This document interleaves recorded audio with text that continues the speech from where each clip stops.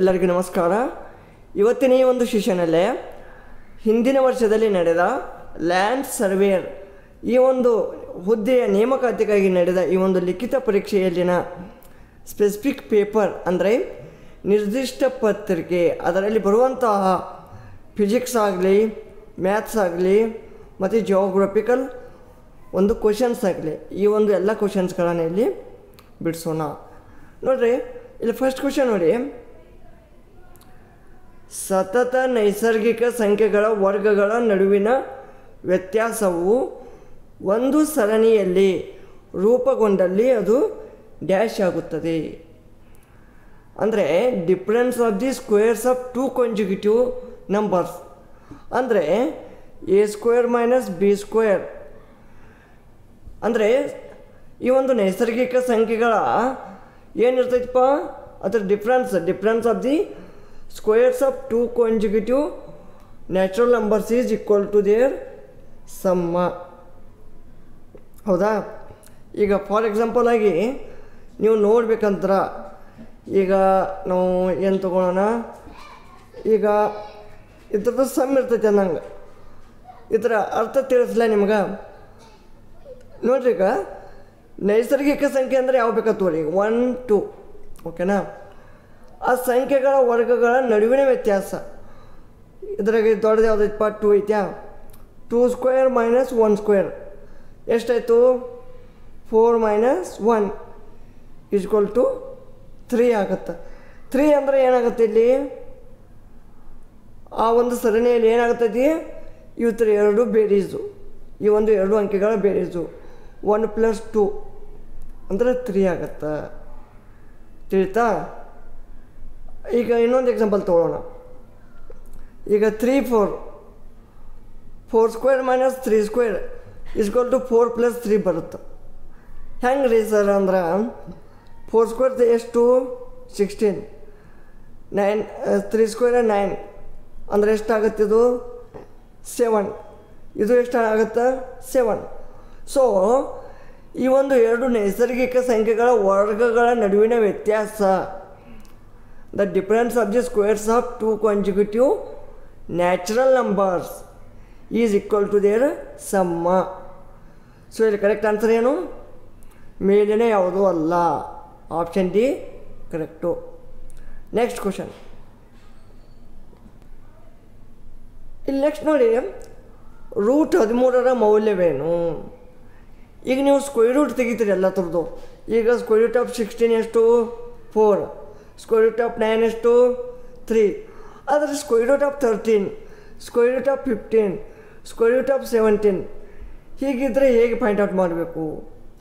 ಈಗ ನಿಮ್ಗೆ ನಾರ್ಮಲಾಗಿ 3 ಅಂತ ಗೊತ್ತಿದೆ, ಆದರೆ ಇದನ್ನು ಹೆಂಗೆ ಫೈಂಡ್ ಔಟ್ ಮಾಡಬೇಕಪ್ಪ ಅಂತಂದ್ರೆ, ಇಲ್ಲಿ ನಾವೊಂದು ಟ್ರಿಕ್ ಹೇಳ್ತೀನಿ ನೋಡಿ. ಫಸ್ಟ್ ಆಫ್ ಆಲು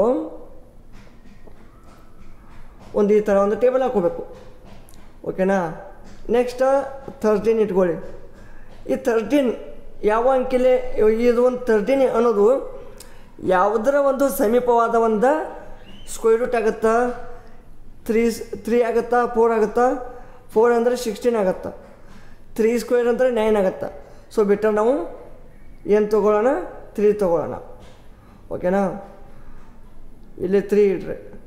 ಸೊ ಇದನ್ನು ಡಿವೈಡ್ ಮಾಡಿರಿ, 3 3 3 9, 3 9 ಎಷ್ಟು ಉಳಿತು, 4 ಉಳಿತು, ಓಕೆನಾ? ನೆಕ್ಸ್ಟ್ ಏನಾಯಿತು, 4 ಆದಮೇಲೆ ಈಗ ನೆಕ್ಸ್ಟ್ ಏನು ಮಾಡೋದು, ಈಗ ನೆಕ್ಸ್ಟ್ 0, ಇಲ್ಲಿ 0 ತೊಗೊಳ್ಳೋದು ಪಾಯಿಂಟ್. ಸೊ ನಾವು ಇದನ್ನು ನೆಕ್ಸ್ಟ್ ಕೆಳಗಡೆ 0 ಮಾಡೋದು. ಈಗ 400 ಆಯಿತು. ನಾನು ಯಾಕೆ ಡಬಲ್ 0 ತೊಗೊಂಡೆ, ಸಿಂಗಲ್ 0 ಯಾಕೆ ತೊಗೊಳ್ಳಿಲ್ಲ? ಯಾಕಂದರೆ ಈಗ 2 ಪಾಯಿಂಟ್ಸ್ ಇಲ್ಲಿ ಮುಂದೋಗಿದೆ, ಓಕೆನಾ? ಸೊ ಈಗ ಈ 400 ಯಾವ ಅಂಕಿಯಿಂದ ಒಂದು ಡಿವೈಡ್ ಆಗುತ್ತೆ, ಯಾವ ಅಂಕಿಯಿಂದ ಆಗುತ್ತಂದ್ರೆ 66 ಅನ್ನುವ ಒಂದು ಅಂಕಿಯಿಂದ ಆಗುತ್ತೆ. 396 ಎಷ್ಟರಲ್ಲೇ, 6ರಲ್ಲೇ. ಸೊ ಇದೆಷ್ಟು ಕಳೀತದ, 4 ಮತ್ತು 00. 00 ಸೇಮ್ ಓಕೆನಾ ಇಷ್ಟ ಆಗತ್ತೆ ಓಕೆನಾ ಎಷ್ಟು ಮತ್ತು 400 ಬತ್ತು ಮತ್ತು 400 ಬತ್ತಂದ್ರೆ ಇಲ್ಲಿ ಎಷ್ಟಾಗ್ತದೆ 720 ಯಾಕೆ ಬತ್ತಪ್ಪ 720 ಅಂದರೆ ಈಗ ನೀವು ಡಿವೈಡ್ ಮಾಡೋದು ಹೇಗೆ ಅಂದ್ರೆ ಈಗ 66 ಐತಿ ಈಗ ಬರೀ ಓನ್ಲಿ 4 ಆಗಲ್ಲ ಸೊ ಅದಕ್ಕೆ ಇಲ್ಲಿ 0 ಇಟ್ಕೊಳ್ಳೋದು 400 ಆಗಲ್ಲ ಏನು ಮಾಡೋದು ಅದನ್ನು ಮತ್ತೆ ಕೆಳಗಡೆ ಏರಿಸ್ಕೊಂಡು 00 ತೊಗೊಳೋದು ಮತ್ತೆ ಓಕೆನಾ ಆಮೇಲೆ 36025 ಆಗುತ್ತೆ ನೆಕ್ಸ್ಟ್ ಟೋಟಲ್ ಆಗಿ ಇದು 3.605 ಬರುತ್ತೆ ಇದನ್ನು ನಾನು ಡಿಟೇಲಾಗಿ ನಿಮಗೆ ಮುಂದಿನ ಒಂದು ಸೆಷನಲ್ಲಿ ಹೇಳ್ತೀನಿ ಯಾವ ರೀತಿ ಯಾಕಂದರೆ ಇಲ್ಲಿ ಸ್ಪೇಸ್ ಅಭಾವ ಇದೆ ಓಕೆನಾ ಇಲ್ಲಿ ಕರೆಕ್ಟ್ ಆನ್ಸರ್ ಏನು ಬರುತ್ತಪ್ಪ 3.605 ಕರೆಕ್ಟ್ ನೆಕ್ಸ್ಟ್ ಒಂದು ವೃತ್ತದ ತ್ರಿಜ್ಯ 20% ಹೆಚ್ಚಳವಾದಲ್ಲಿ ಅದರ ಚದರಳತೆ ಎಷ್ಟು ಹೆಚ್ಚಾಗತ್ತೆ ಈಗ ಫಾರ್ ಎಕ್ಸಾಂಪಲು ಈಗ 20% ಐತೆ ತಿಳ್ಕೊರಿ ಈಗ ಏನೈತಿ ಇಲ್ಲಿ ಸಿಂಪಲ್ಲಾಗಿ ಹೇಳ್ತೇನೆ ನಿಮಗೆ ಈಗ 20% ಅಂದರೆ ಎಷ್ಟು ಇದು ತ್ರಿಜ್ಯ 20% ಹೆಚ್ಚಾಗತ್ತೆ ಇದು 20% ಇದೆ ಇಲ್ಲಿ ಏನು ತಿಳ್ಕೊತೀರಿ ಈಗ ಆರ್ ಈಸ್ಕ್ವಲ್ ಟು ಅಥವಾ ಆರ್ ಎಕ್ಸ್ ಅಂತ ತಿಳ್ಕೊಳ್ಳೋದು ಓಕೆನಾ ಅಥವಾ radius 1 minute radius of the original circle radius ಎಷ್ಟು ಆರು ಏರಿಯಾ ಏನು πr² ಓಕೆನಾ 20% ಹೆಚ್ಚಾಗತ್ತೆ ಅಂದರೆ ರೇಡಿಯಸ್ ಎಷ್ಟಾಯಿತು ಆರ್ ಈಸ್ಕ್ವಲ್ ಟು 20% ಹೆಚ್ಚು ಅಂದರೆ ಆರ್ ಪ್ಲಸ್ ಈಗ ಆರ್ ಐತಿ ಇದ್ರಾಗ 20% ಹೆಚ್ಚು 20r/100 ಎಷ್ಟಾಯಿತು ಆರ್ ಈಸ್ಕ್ವಲ್ ಟು 1.2 r ಆಯಿತು so area of the new circle ಏನಾಗುತ್ತೆ area of the new circle πR². So pi of 1.2 r bracket square. So 1.44 pi r². ಇದು ನ್ಯೂ ಆಯಿತು. ಓಲ್ಡ್ ಎಷ್ಟಾಯಿತು ನಾರ್ಮಲ್ ಆಗಿ πr². ಈಗ if it is the radius is R, radius R ಇತ್ತಂದ್ರೆ area ಎಷ್ಟಿರುತ್ತೆ πr² ಇರುತ್ತೆ. So ಈಗ ಹೊಸ ಏರಿಯಾ ಎಷ್ಟೈತಿ 1.44 πr² ಮೈನಸ್ ಈ πr² ಎಷ್ಟು ಉಳಿತು 0.44 πr². ಅಂದರೆ ಪರ್ಸೆಂಟೇಜ್ ಎಷ್ಟು ಇನ್ಕ್ರೀಸ್ ಆಯ್ತಪ್ಪ 0.44 ಆಯಿತಾ πr². 0.44 πr² ಇನ್ಕ್ರೀಸ್ ಆಯಿತಾ ಎಷ್ಟ್ರಾಗ πr²ನಾಗ ಇಂಟು 100 πr² ಹೋಯಿತು 44% ಉಳಿತು. So correct ಆನ್ಸರ 44%. ನೆಕ್ಸ್ಟ್, ಕೆಳಗಿನ ಯಾವ ಚಿತ್ರ ಚಿನ್ನ, ಲೋಹ ಮತ್ತು ಸತು ನಡುವಿನ ಉತ್ತಮ ಸಂಬಂಧ ಸೂಚಿಸುತ್ತದೆ? ಈಗ ಚಿನ್ನ ಅಂದರೆ ಏನಪ್ಪ ಗೋಲ್ಡ್, ಲೋಹ ಅಂದರೆ ಮೆಟಲ್, ಮತ್ತು ಸತು ಅಂದರೆ ಜಿಂಕ್. ಇಲ್ಲಿ ನಾವು ತಿಳ್ಕೊಳ್ಳೋದು ಏನಪ್ಪ ಅಂತಂದ್ರೆ ಇಲ್ಲಿ ಮೆಟಲ್, ಇಲ್ಲಿ ಗೋಲ್ಡ ಮತ್ತು ಜಿಂಕ್ ಏನದಾವ ಎರಡು ಮೆಟಲ್ ಅದಾವೆ. ಆದರೆ ಗೋಲ್ಡ ಜಿಂಕ ಬೇರೆ ಬೇರೆ, ಗೋಲ್ಡು ಜಿಂಕು ಬೇರೆ ಬೇರೆ, ಆದರೆ ಇವೆರಡು ಮೆಟಲ್ ಅದಾವೆ. ಸೊ ಇಲ್ಲಿ ಏನಾಗುತ್ತೆ ಡಿ ಆಗುತ್ತೆ. ಅಂದರೆ ಇದು ಮೆಟಲು, ಓಕೆನಾ, ಮತ್ತು ಇದು ಗೋಲ್ಡು, ಮತ್ತು ಇದು ಜಿಂಕು, ಆಯಿತಾ? ಸೊ ಇದು ಆಪ್ಷನ್ ಕರೆಕ್ಟ್. ನೆಕ್ಸ್ಟ್ ಇಲ್ಲಿ ನೆಕ್ಸ್ಟ್ ನೋಡೋಣ. 5 - 2 - 9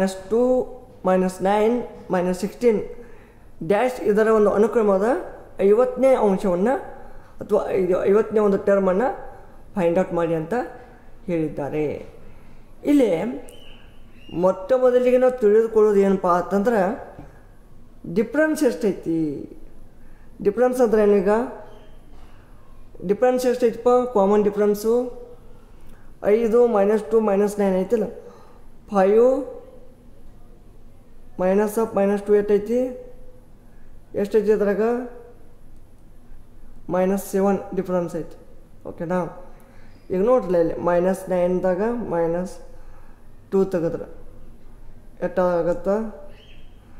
ಎಷ್ಟಾಗತ್ತಾ? -7 ಆಗತ್ತಲ್ಲ. So difference is -7. ಸೊ ನಮ್ಮ ಸೂತ್ರ ಏನೈತಿ? n = a + d of n - 1. So n ಅಂದ್ರೆ 50th ಟರ್ಮ್. ಇಲ್ಲಿ a ಅಂದರೆ ಏನು ಬರುತ್ತಾ? ಮೊಟ್ಟ ಮೊದಲ ಅಂಕಿ. a is the first term plus difference d -7 into n - 1 50 - 1. So ಇದು ಕಂಡುಹಿಡಿದ್ರೆ ಎಷ್ಟಾಯಿತು? 50 - 1 ಎಷ್ಟು? 49 ಇಂಟು -7 5. ಸೊ ಇದನ್ನೆಲ್ಲ ಸಾಲ್ವ್ ಮಾಡಿದಾಗ ಎಷ್ಟಾಗುತ್ತೆ? -338. Answer correct. Next question. ಒಂದು ಪಕ್ಷದಲ್ಲಿ ನೋಡ್ರಿಲ್ಲಿ ಮೈಟ್ರೈಸಸ್ ಒಂದು ಇದು ಕೊಟ್ಟಿದ್ದಾರೆ. ಎಷ್ಟು ಇಲ್ಲಿ ಏನಂದ್ರು, ಈ ಒಂದು ಪಕ್ಷದಲ್ಲಿ ಹಿಂಗಿದ್ರೆ ಮ್ಯಾಟ್ರಿಕ್ಸ್ ಎ, ಇದೊಂದು ಮ್ಯಾಟ್ರಿಕ್ಸ್ ಎ ಇದು. ಓಕೆನಾ? ಇದು ಮ್ಯಾಟ್ರಿಕ್ಸ್ ಎ. ಸೊ ಈಗ ಮೊದಲಿಗೆ ರೋ ಅಂದರೆ ಹೀಗೆ, ಇವು ರೋ 2 3 4 5 6 7 ರೋ ಎಷ್ಟು? 7. ಮತ್ತು ಕಾಲಮ್ ಎಷ್ಟು ಅದಾವು? 1 2 3 4 5 6 7/6. ಮೊದಲಿಗೆ ಯಾವತ್ತೂ ಮ್ಯಾಟ್ರಿಕ್ಸ್ ಬರೆಯುವಾಗ ಅವನು ಮ್ಯಾಟ್ರಿಕ್ಸ್ ಬರೆಯುವಾಗ ರೋ ಬರೀತಾರೆ, ರೋ ಇಂಟು ಕಾಲಮ್ಮ. ಸೊ ಇಲ್ಲಿ ಕರೆಕ್ಟ್ ಆನ್ಸರ್ ಏನು? 7/6. 7/6 ಇಸ್ ಕರೆಕ್ಟ್. ಈ ಕೆಳಕಂಡ ಪ್ರಶ್ನೆಯ ಒಂದು ಮೊತ್ತವನ್ನು ಕಂಡುಹಿಡಿಯಿರಿ. ಈಗ ಇಲ್ಲಿ 2/2, ಇದು 2/2 2/3 ಇದ್ರದ್ದು ಒಂದು ಪ್ಲಸ್ ಹೆಂಗೆ ಮಾಡ್ತಾರೆ, ಎಡಿಷನ್ ಹೇಗೆ ಮಾಡ್ತಾರೆ ಇಲ್ಲಿ ತಿಳಿಸ್ಕೊಡ್ತೀನಿ ನಾನು. ಓಕೆನಾ? ಇಲ್ಲಿ ನಾರ್ಮಲಾಗಿ ನಿಮಗೆ 2/2 ಮತ್ತು ಏನು 3/3 ನಾರ್ಮಲಾಗಿ ಮಾಡೋದು ಗೊತ್ತೈತಿ. ಆದರೆ ಈ ಒಂದು ಡಿಫ್ರೆನ್ಸ್ ಆಗಿರೋದು ಒಂದು ಮ್ಯಾಟ್ರಿಸಸ್. ಇಲ್ಲಿ ನೀವು ನಾರ್ಮಲಾಗಿ ಇವು ಎರಡೇ ಇದ್ದು ಅಂದರೆ ಎಷ್ಟು ಮಾಡ್ತೀರಿ? ಇದನ್ನು ಪ್ಲಸ್ ಮಾಡ್ತೀರಿ 5 ಅಂತ, ಇದನ್ನು ಪ್ಲಸ್ ಮಾಡ್ತೀರಿ 7 ಅಂತ, ಇದನ್ನು ಪ್ಲಸ್ ಮಾಡ್ತೀರಿ 7 ಅಂತ, ಇದನ್ನು ಪ್ಲಸ್ ಮಾಡ್ತೀರಿ L1 ಅಂತ. ಸೊ ಕರೆಕ್ಟ್ ಆನ್ಸರ್ 5 7 7 L1 ಬರ್ತಿತ್ತು. ಆದರೆ ಇನ್ನೊಂದು ಎಕ್ಸ್ಟ್ರಾ ಐತಿ. ನಾವು ಇಲ್ಲಿ ಏನು ಮಾಡ್ತೇವೆ? ಇಷ್ಟು ಐತೆ ತಂದು ಇದನ್ನು ರೈಟ್ ಹಾಕ್ತೇವೆ. ಸೊ ಇದು ತಪ್ಪು. ಯಾಕೆಂದರೆ ಸೊ ಇಲ್ಲಿ ಕರೆಕ್ಟ್ ಆನ್ಸರ್ ಏನಾಗುತ್ತೆ ಅಂದ್ರೆ ಮೇಲಿನ ಯಾವುದೂ ಅಲ್ಲ. ಯಾಕಂದರೆ ಯಾರೇ ಮಾಡ್ಲಿಕ್ಕೆ ಬರಲ್ಲ ಇಲ್ಲಿ. ಸೊ ಡಿಫ್ರೆಂಟ್ 2/2 ಆ್ಯಂಡ್ 2/3 ಇಷ್ಟು ಇತ್ತಂದ್ರೆ ಇದು ನಿಮ್ಗೆ ಯಾರು ಮಾಡ್ಲಿಕ್ಕೆ ಬರೋಂಗಿಲ್ಲ. ಹಿಂಗೆ ಡಿಫ್ರೆಂಟ್ ಆರ್ಡರ್ ಆಫ್ ಮ್ಯಾಟ್ರಿಕ್ಸ್ ಇತ್ತಂದ್ರೆ ಯಾರು ಮಾಡಲಿಕ್ಕೆ ಬರೋದಿಲ್ಲ. Next question. ವಿದ್ಯುತ್ಕಾಂತೀಯ ಅಲೆ ಸಾಲಿನ ಒಂದು ಭಾಗ ಉದ್ದವಲ್ಲದ ತರಂಗಾಂತರ ಹೊಂದಿದ್ದರೆ ಅದು ಡ್ಯಾಶನ್ನು ಸಹ ಹೊಂದಿರ್ತದೆ. ಅದು ಏನು ಹೊಂದಿರ್ತದಪ್ಪ? Higher frequency. ಹೈಯರ್ ಫ್ರೀಕ್ವೆನ್ಸಿ ಅಂದರೆ ಏನು? ಹೆಚ್ಚಿನ ಆವರ್ತನ. ತಿಳಿತಾ? ಅಂದರೆ ವಿದ್ಯುತ್ಕಾಂತೀಯ ಅಂದರೆ ಈಗ ಒಂದು ಲಾಂಗರ್ ವೇವ್ಲೆಂತ್ ಮೀನ್ಸ್ ಏನು? ಲೋವರ್ ಫ್ರೀಕ್ವೆನ್ಸಿ ಆಗುತ್ತೆ. ಓಕೆ. ಶಾರ್ಟರ್ ವೇವ್ಲೆಂತ್ ಅಂದ್ರೇನು? Higher frequency. ವೇವ್ಲೆಂತ್ ಓಕೆನಾ? ಈಗ ವೇವ್ಲೆಂತ್ ಹೆಚ್ಚಿತ್ತಂದ್ರೆ ಫ್ರೀಕ್ವೆನ್ಸಿ ಕಮ್ಮಿ ಇರ್ತದೆ, ವೇವ್ಲೆಂತ್ ಕಮ್ಮಿ ಇತ್ತಂದ್ರೆ ಫ್ರೀಕ್ವೆನ್ಸಿ ಹೆಚ್ಚಿರ್ತದೆ. ಇಷ್ಟೇ ಹತ್ರ ಇದು ಇರ್ತದೆ ಏನಪ್ಪ, ಈಗ ವೇವ್ಲೆಂತ್ ಅಂದ್ರೇನು 1/f ಅಂದಂಗೆ, ಇದು ಇನ್ವರ್ಸ್ಲಿ ಪ್ರಪೋರ್ಷನಲ್ ಇರ್ತದೆ. ಓಕೆನಾ. ಸೊ ವಿದ್ಯುತ್ ಕಾಂತೀಯ ಅಲೆ ಸಾಲಿನ ಒಂದು ಭಾಗ ಉದ್ದವಲ್ಲದ ತರಂಗಾಂತರ ಹೊಂದಿದ್ದರೆ ಅದು ಹೆಚ್ಚಿನ ಆವರ್ತನೆ ಅಂತ ಸಹ ಹೊಂದಿರ್ತದೆ. ನೆಕ್ಸ್ಟ್ ನೋಡಿ, 7 ಪುರುಷ ಮತ್ತು 6 ಮಹಿಳೆಯರ ಒಂದು ಗುಂಪಿನಿಂದ 5 ವ್ಯಕ್ತಿಗಳನ್ನು ಆಯ್ಕೆ ಮಾಡಿ ಸಮಿತಿ ರಚಿಸಬೇಕಾಗಿದ್ದು, ಆ ಸಮಿತಿಯಲ್ಲಿ ಕನಿಷ್ಠ 3 ಪುರುಷರು ಇರಬೇಕು. ಹೌದಾ. ಈಗ 7 men 6 ವುಮೆನ್. ಸೊ ಈ ಒಂದು ಸಮಿತಿಯಲ್ಲಿ 3 ಪುರುಷರು ಇರಬೇಕಂದ್ರೆ ಎಷ್ಟೊಂದು ಇದರಲ್ಲೇ ನಾವು ಒಂದು ರೀತಿಯಲ್ಲಿ ಅಥವಾ ಒಂದು ಯಾವ ಒಂದು ವೇಯಲ್ಲಿ ನಾವು ಸೆಲೆಕ್ಟ್ ಮಾಡಬಹುದು ಹೇಳಿ ನೋಡೋಣ.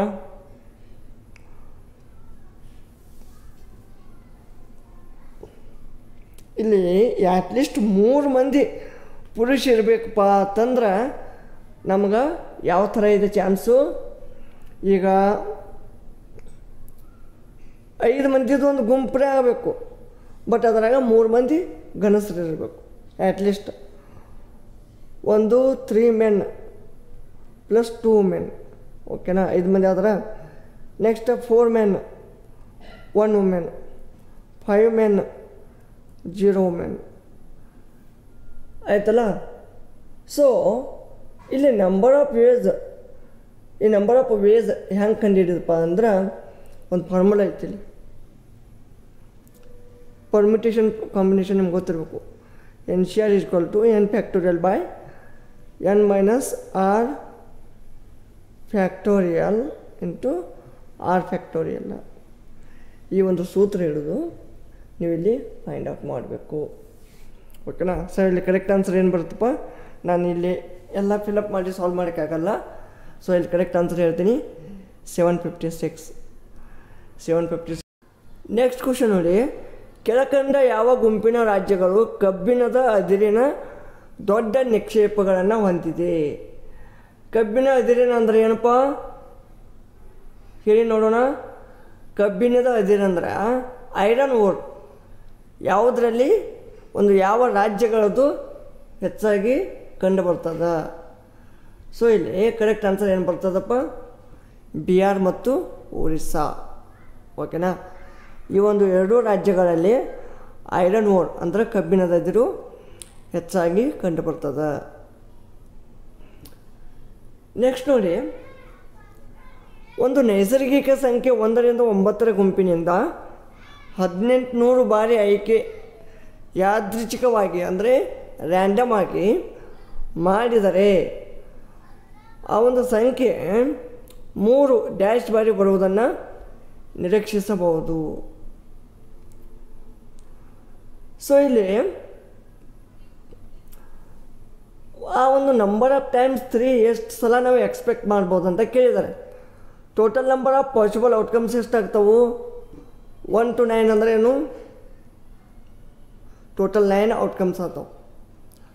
Probability of 3 will come in the first time ಎಷ್ಟಾಗುತ್ತಾ? 9ದ್ರಾಗ ಎಷ್ಟಾಗತ್ತೆ? Only 1/9. Probability 3 will come in any selection ಅಂದರೆ 1 ರಿಂದ 1800 ಟೈಮ್ಸಲ್ಲಿ 3 ಅಂದ್ರೆ 1 to 1800 ಟೈಮ್ಸ್ 3 ಎಷ್ಟಂದ್ರೆ 1/9. ಯಾಕಂದ್ರೆ 3 ಇರೋದು ಒಂದೇ. So number of times 3 is expected to come from total of 1800 random selections. Random selections ಅಂತ ಬಂದ್ರೆ ಏನಾಗುತ್ತೆ? ಇಂಟು 1800 ಆಗುತ್ತೆ. ಸೊ ಇಲ್ಲಿ ಏನಾಗುತ್ತೆ ನಿಮ್ಗೆ 200 ಬರುತ್ತೆ. Correct answer 200 correct. ನೆಕ್ಸ್ಟ್ ಇಲ್ಲಿ ಸಾಮಾನ್ಯವಾಗಿ ಸರಾಸರಿ, ಮಾಧ್ಯಮ, ಬಹುಲಾಂಕ ಮತ್ತು ಈ ಒಂದು ಮಧ್ಯಮ ಅಂದರೆ ಮೀನ್, ಮೋಡ್, ಮೀಡಿಯನ್ ಇದ್ರದ್ದೊಂದು ರಿಲೇಷನ್, ಅದರ ಒಂದು ಸಂಬಂಧನ ಹೇಳ್ರಿ ಅಂತ ಹೇಳಿದ್ದಾರೆ. ಆ್ಯಕ್ಚುಲಿ ಇರೋದು ಅದು ಏನು ಬರುತ್ತಪ್ಪ ಅಂದ್ರೆ mean minus mode = 3 of mean minus median ಅಥವಾ 3 ಮೀಡಿಯನ್ ಓಕೆನಾ. ಹಾಗೂ ಬರ್ಬೋದು, ಇಲ್ಲ ಅಂದ್ರೆ ಈಗ 2-3 ಥರ ಬರ್ತಾವೆ. ಈಗ ಇಲ್ಲೇನು ಬಹುಲಾಂಕ ಅಂದ್ರೇನು? ಬಹುಲಾಂಕ ಅಂದ್ರೆ ಏನು? ಬಹುಲಾಂಕ ಅಂದ್ರೆ ಮೋಡ್. ಇದು ಮೋಡ್, ಇದು ಮೀಡಿಯನ್, ಇದು ಮೀನ್. ಸೊ ಇಲ್ಲಿ ನಮ್ಗೆ ನಾರ್ಮಲಾಗಿ ಹೆಂಗೆ ಗೊತ್ತೈತಿ? 3 median equal to mode plus 2 mean. ಅಂದರೆ ಇಲ್ಲಿ ಕನ್ನಡದಲ್ಲಿ ಯಾವ್ದು ಬರ್ತದಪ್ಪ? 3 ಮೀಡಿಯನ್ ಅಂದರೆ 3 ಮಧ್ಯಮ. ಓಕೆನಾ. ಮೋಡ್ ಸಿಂಗಲ್ ಮೋಡ್, 2 ಸರಾಸರಿ medium. So option A is correct. Next, 5 ರೀತಿಯ ಕಣ್ಣು ಬಣ್ಣಗಳನ್ನು ಆಧರಿಸಿ ಶಾಲಾ ಮಕ್ಕಳನ್ನು ಒಂದು ವಿತರಣೆಯಲ್ಲಿ ಇದು ಮಾಡ್ತಾರೆ, ವಿಂಗಡಿಸ್ತಾರೆ. ಕಪ್ಪು, ಕಂದು, ಗಾಢ ಕಂದು, ಹಸಿರು, ಬೂದು. ಹೀಗೆ ಮಾಡಿದಾಗ ಇಲ್ಲಿ ಕೆಳಗೆ ಒಂದು ಯಾವ ಥರ ನೀವು ವಿತರಣೆ ಮಾಡ್ಬೋದು? ಹಿಸ್ಟೋಗ್ರಾಮನ್ನು ಯೂಸ್ ಮಾಡ್ಬೋದಾ? ಲೈನ್ ಚಾರ್ಟನ್ನು ಯೂಸ್ ಮಾಡ್ಬೋದಾ? ಪೈ ಚಾರ್ಟನ್ನು ಯೂಸ್ ಮಾಡ್ಬೋದಾ? ಯಾವುದನ್ನು ಯೂಸ್ ಮಾಡ್ಬೋದು ನೀವು? ಬೆಸ್ಟ್ ಯಾವುದಾಗತ್ತಾ? ಲೈನ್ ಚಾರ್ಟ್ ಆಗುತ್ತಾ? ಇಲ್ಲ, ಬೆಟರ್ ಯಾವುದಾಗುತ್ತಾ? ಹಿಸ್ಟೋಗ್ರಾಮ್. ನೆಕ್ಸ್ಟ್, ಹಿಸ್ಟೋಗ್ರಾಮ್ ಅಂದರೆ ಏನು? ಈ ಥರ ಹಿಸ್ಟೋಗ್ರಾಮ್ ಅಂತಾರೆ ಇದಕ್ಕೆ. ಲೈನ್ ಚಾರ್ಟ್ ಅಂದ್ರೆ ಈ ಥರ ಲೈನ್ ಚಾರ್ಟ್. ಪೈ ಚಾರ್ಟ್ ಅಂದ್ರೆ ಈಗ ಇಷ್ಟು ಇದಿಷ್ಟು ಹಿಂಗೆ ಸರ್ಕಲ್ ಮಾಡಿ ಇದು ಚದುರಿದ ಡೇಟಾ ಚಾರ್ಜ್ ಸ್ಪ್ರೆಡೆಡ್ ಅಂದರೆ ಇಲ್ಲೊಂದು ಹಿಂಗೆ ತಿಳಿತಾ? ಇದಕ್ಕೆ ಸ್ಕ್ಯಾಟರ್ಡ್ ಡೇಟಾ ಚಾರ್ಟ್ ಅಂತ ಅಂತಾರೆ. ಲಾಸ್ಟ್ ಕ್ವಶನ್ ನೋಡಿ ಇವತ್ತಿಂದು. ಇಲ್ಲಿ ರಿಲೇಷನ್ ಕೇಳಿದ್ದಾರೆ. AM ಅರಿಥ್ಮೆಟಿಕ್ ಮೀನ್, ಜಿಯೋಮೆಟ್ರಿಕ್ ಮೀನ್ ಮತ್ತು ಹಾರ್ಮೋನಿಕ್ ಮೀನ್ ನಡುವೆ ಒಂದು ರಿಲೇಷನ್ ಕೇಳಿದ್ದಾರೆ. ಸೊ ಇಲ್ಲಿ ಈ 3 ನಡುವೆ ರಿಲೇಷನ್ ಏನು ಬರ್ತದಪ್ಪ ಅಂತಂದ್ರೆ ಕರೆಕ್ಟಾಗಿರುವ ಆನ್ಸರ್ AM × GM = HM². ಅಂದ್ರೆ ಆಪ್ಷನ್ ಬಿ ಕರೆಕ್ಟ್. ಸಾರಿ, ಆಪ್ಷನ್ ಪಿ ಅಲ್ಲ. AM × HM ಬರ್ತದೆ. AM × HM = GM². AM × so correct answer ಏನು? ಇಲ್ಲಿ ಆಪ್ಷನಲ್ಲಿ ಡಿಫ್ರೆಂಟ್ ಇದೆ. So GM² = AM × HM. GM² ಇಲ್ವಾ ಇಲ್ಲಿ? ಇಲ್ಲಿದೆ, ಸ್ವಲ್ಪ ಮಿಸ್ಟೇಕ್ ಮಾಡಿದ್ದಾರೆ. ಇಲ್ಲ, ಕರೆಕ್ಟ್ ಇದೆ ಇದು. ಇದು ನೋಡ್ರಿ, ಎಷ್ಟು ಟಿಪಿಕಲ್ ಮಾಡಿಕೊಟ್ಟಿದ್ದಾರೆ. ಓಕೆನಾ. ಟಿಪಿಕಲ್ ಅಂದರೆ ಯಾಕೆ? ಇವು 4 ಎಷ್ಟು ಡಿಫ್ರೆಂಟ್ ಅದಾವಲ್ಲ. ಸೊ ಇಲ್ಲಿ ಕೊಟ್ಟಿರುವ ಆಪ್ಷನ್ಗಳಲ್ಲಿ ಯಾವುದು ಬರೋದಿಲ್ಲ. ಓಕೆನಾ. ಸೊ ಇದು ಇಂಟು ಆಗಬೇಕು. ಇದು ಇಂಟು ಆಯ್ತಂದ್ರೆ ಕರೆಕ್ಟ್. ಸೊ ಆಪ್ಷನ್ ಎ ಆಗುತ್ತೆ. ಸೊ ಇದಿಷ್ಟು ಈ ಒಂದು ಹಿಂದೆ ನಡೆದಂಥ ಈ ಲ್ಯಾಂಡ್ ಸರ್ವೇಯರ್ ಒಂದು ಕ್ವಶನ್ಸ್ ವಿತ್ ಆನ್ಸರ್ಸ್ ಆಗಿದ್ವು. ಇದೇ ರೀತಿ ಒಂದು ಈ ಭೂಮಾಪಕರ ಒಂದು ಹುದ್ದೆಗೆ ಒಂದು ತಯಾರಿ ನಡೆಸಲು ನಮ್ಮ ಜ್ಞಾನಬೋಧಿ ಯೂಟ್ಯೂಬ್ ಚಾನಲನ್ನು ತಪ್ಪದೇ ಸಬ್ಸ್ಕ್ರೈಬ್ ಮಾಡಿ. ಧನ್ಯವಾದಗಳು.